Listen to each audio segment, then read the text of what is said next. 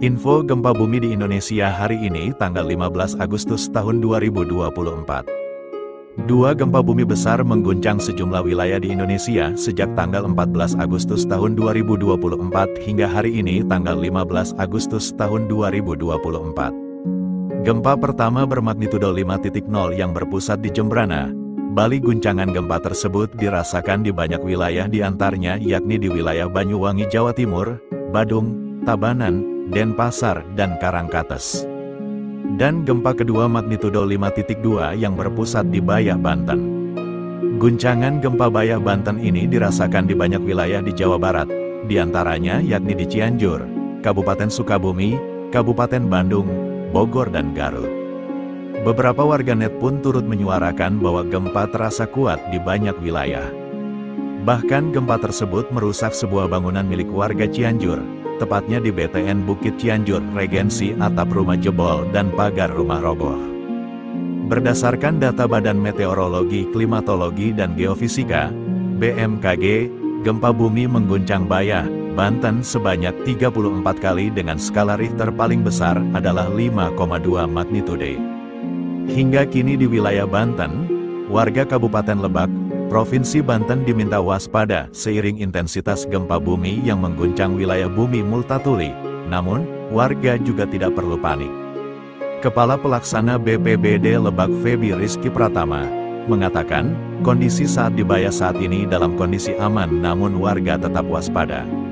Memang tadi pagi tepatnya tengah malam, dengan parameter 5,2 skala Richter terjadi di Bayah, Kabupaten Lebak, dan tadi dimonitor sampai pagi pukul 7.30 waktu Indonesia Barat sudah terjadi 34 kali gempa susulan dengan intensitas yang lebih rendah, kata Feby saat berada di kantornya, Kamis tanggal 15 Agustus tahun 2024. Dari pemantau pukul 10.30 waktu Indonesia Barat, BPBD Lebak memastikan tidak ada kerusakan yang terjadi di Kecamatan Bayah dan sekitarnya. Jadi hingga saat ini, update-nya belum ada kerusakan. Warga tetap berhati-hati dan waspada, ujarnya. Sementara itu, warga Bayah Wildan menuturkan gempa memang terasa namun kondisi warga tetap kondusif dan aman. Warga alhamdulillah beraktivitas seperti biasanya. Saat ini, warga bekerja dan beraktivitas dengan aman dan lancar, katanya. Ia menambahkan, gempa yang terjadi dini hari tidak begitu terasa, namun kondisi rumah dan keadaannya cukup aman. Di rumah keadaan aman dan tidak ada kerusakan. Saat ini, juga kondisinya baik dan aman, pungkasnya. Sedangkan di Bali Badan Meteorologi, Klimatologi, dan Geofisika, BMKG, mendeteksi gempa berkekuatan 5,0 magnitudo mengguncang Jembrana, Bali dan Banyuwangi, Jawa Timur, Rabu malam. Dalam peringatan dini yang diekspose melalui sistem aplikasi info BMKG di Jakarta, Rabu, disebutkan pusat gempa tersebut terletak di laut pada kedalaman 15 km, atau berjarak 156 km dari arah barat daya Jembrana, Bali. Guncangan gempa tersebut terasa hingga ke beberapa daerah di wilayah Jawa Timur dari Banyuwangi hingga Jember. Selain Jembrana, getaran gempa juga dirasakan pada pukul 21.14 waktu Indonesia Barat di Badung, Tabanan, Denpasar dengan skala intensitas 2-3 mmi. Bahkan hingga Karangkates dan Banyuwangi di Jawa Timur dengan skala 3-4 mmi. BMKG melaporkan gempa tersebut tidak berpotensi tsunami. Namun masyarakat diimbau waspada seraya tetap tenang dan tidak terpengaruh oleh isu yang tidak dapat dipertanggungjawabkan kebenarannya sampai hasil analisis peristiwa menyeluruh dilaporkan oleh BMKG.